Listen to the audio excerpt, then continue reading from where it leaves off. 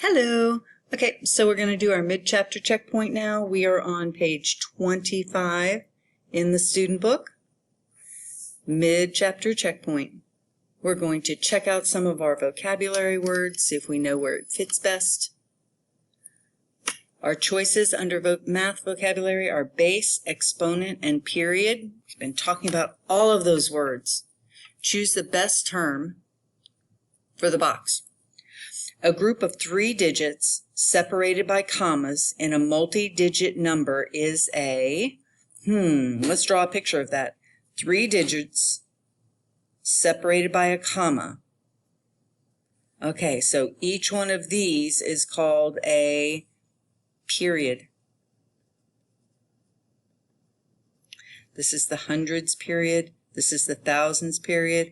If we added 3 more digits, we'd be into the millions period. We could keep going and going and going, getting bigger numbers.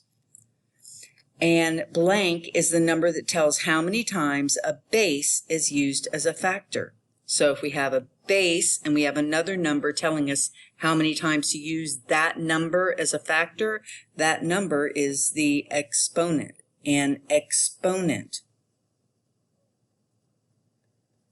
We were talking about base 10, and that tells us how many times to use the base as a factor. A factor is in a multiplication problem. Okay. Complete the sentence. 7 is 1/10 of 70. We went 1/10 space smaller because we went into fractions. 7 is 1/10 of 70. We went 1 place value lower and got to 7. We started with 70 and went to 7. 7 is 1/10 of 70. 800 is 10 times as much as, okay, so if it's 10 times as much, 10 times means we started with this number and timesed it by 10. So 800 is 10 times as much as 80. This is the fraction telling us to go smaller. 10 times, 100 times, 1,000 times is telling us this number went bigger. Okay. Write the value of the underlined digit. Okay. This is hundreds, tens, and ones, thousands, 10,000s. So the value of the underlined digit, it's 8 in the 10,000 place. This is a 6 in the hundreds place. This is a 4 in the millions place. And this is a 7 in the 100,000s place. Let's see if we remember the names of our different properties. Complete the equation and tell which property you used. Okay, so 8 times 4 plus 7. Do you remember when I said the numbers were dancing? 8 times 7 is right here, so I need to have 8 dance with 14. And I said one way to remember that dancing property is they both start with a D. It's the distributive property.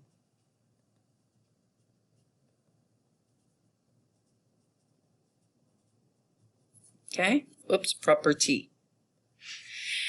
And this one is 7 plus 8 plus 12. In this problem, they have the parentheses around 8 plus 12, but the 12 is sitting out by itself now, so I guess they want us to see that we could put these numbers together, and in addition and multiplication, that's perfectly fine. That is the group that you hang out with is called, when you change groups like this is a group or this is the group, that's called the associative property.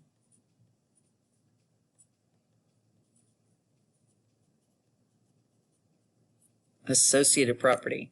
However, you group the numbers in addition. So long as you don't change the numbers, you can change the groupings and it doesn't change the answer. Okay, The third power of 10. Well, I'm going to start with my 1, and the exponent tells me how many zeros. 10 times n times 10.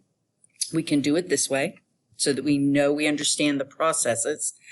10 times 10 is 100, and 100 times 10 is 1,000. So we're doing this as an understanding of what this means. But we can do a little bit of a shortcut because we understand this part. 6 times the second power of 10, I can use a basic fact. 6 times 1 is 6, and then the 2 tells me how many zeros, how many times I would multiply the 10 in that number. 10 times 10 would be 100. And then if I said 6 times 100, 600. So we'll do it both ways. We'll do it the shortcut to begin with, and then I'll break it down to what it actually means. The basic fact is right here. 4 times 1 is 4. The exponent tells me that there are 4 zeros. And I have to put in a comma right there. So the fourth power of 10 means 10 times 10 times 10 times 10. Okay, 10 times 10 is 100, times 10 more is 1,000, times 10 more is 10,000. If I have 10,000 and I have that 4 times, 10,000, 4 times, 10,000, 20,000, 30,000, 40,000. There we go, 40,000. Use mental math and a pattern to find the product. Okay, so I'm going to do the basic math fact. 7 times 3 is 21. And then I'm going to multiply it by the tens place here. And then I'm going to multiply it again, or add on the zeros for the hundreds place. I'm going to put my comma where it belongs.